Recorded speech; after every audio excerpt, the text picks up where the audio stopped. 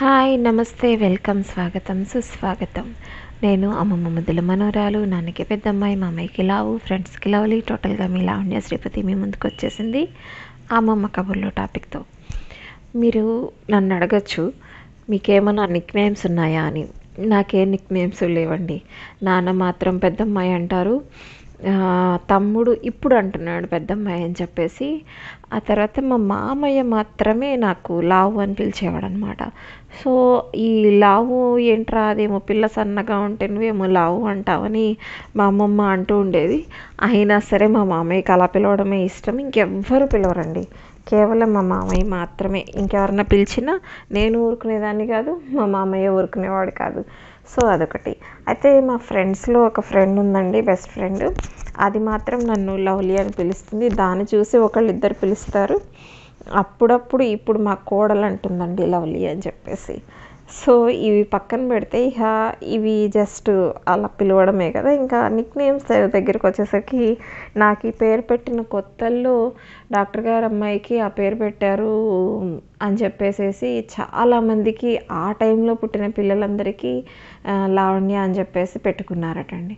అయితే వాళ్ళకి పిలవడం పలకడం చేతకాక, పిలవడం కావచ్చు పలకడం కావచ్చు చేతకాక, ఏదో ఒక సంథింగ్ ఏదో ఒక పేరు చెప్పేదండి మా అత్తయ్య. లవణనో ఏదో సంథింగ్ అట్లాగా ఏదో చెప్పిందండి. నాకు అది ఇప్పటికీ సరిగా గుర్తురాదు. సో ఆ పేరు అయితే చెప్పేదట. సో అలా చెప్పేసేసి ప్రతి వాళ్ళు వచ్చేసి బస్సిపిట్ట వేయమంటే బాసం పిట్ట అంటారు కదా కింద కూర్చునేటప్పుడు. సో అలా వెయ్యమ్మా అని చెప్పేసి మా అత్తయ్య కూడా ఎక్కిరిచ్చేదటండి. చాలా రోజులు నన్ను చిన్నప్పుడు అలాగనే మా నాలుగో అత్తయ్య అలాగనే ఏడిపించేదట. ఆ టైంలో ఆ అత్తయ్య ఉన్నది. సో తను బాగా ఏడిపించేదట. అది వినేసేసి నేనేమో అట్లా పిలుస్తుంటే కోపం వచ్చేసేదట. అంత చిన్న ఏజ్లో కూడా చాలా నీట్గా ఉండేదన్నటండి. అదంతా చూసి పువ్వులాగా ఉంటుంది మీ అమ్మాయి అని చెప్పేసి అంటే, మా నాన్నగారు ఇంటికి రాగానే మా అమ్మ నరిచేసి ముందు దానికి దిష్టిది బయట తిప్పద్దంటే వినరు, నన్ను అని చెప్పేసేసి మా అత్తయ్యని మా అమ్మని కేకలేసేవాళ్ళటండి. సో అలాగా ఆ టైంలో నా పేరు అనేది ఫేమస్ అయిపోయిందనమాట. అండ్ ఫస్ట్ అయితే మా చెల్లి పేరు ఈ రోజుకి ఫేమస్ కాదండి. ఎక్కడో ఇద్దరికే నాకు తెలిసి విన్నాను. అది మాత్రం అంత ఫేమస్ అవ్వలేదు. ఈ రోజుకి చాలా తక్కువ మందికి ఉంది ఆ పేరు.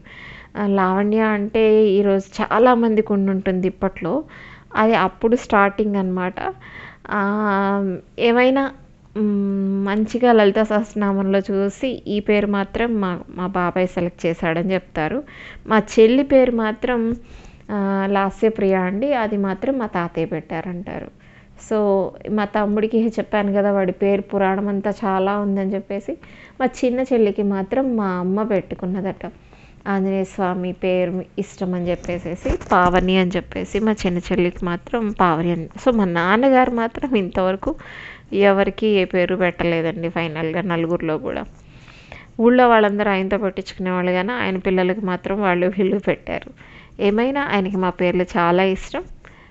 కాకపోతే ఎవరిని సరిగ్గా పిలిచేవాళ్ళు కాదు. చెప్పాను కదా, నన్ను పెద్దమ్మాయి అనేవాళ్ళు, మా తమ్ముడిని రకరకాలుగా పిలిచేవాళ్ళు, మా చెల్లినేమో అచ్చయ్య అని పిలిచేవాళ్ళు, చిన్న చెల్లిని.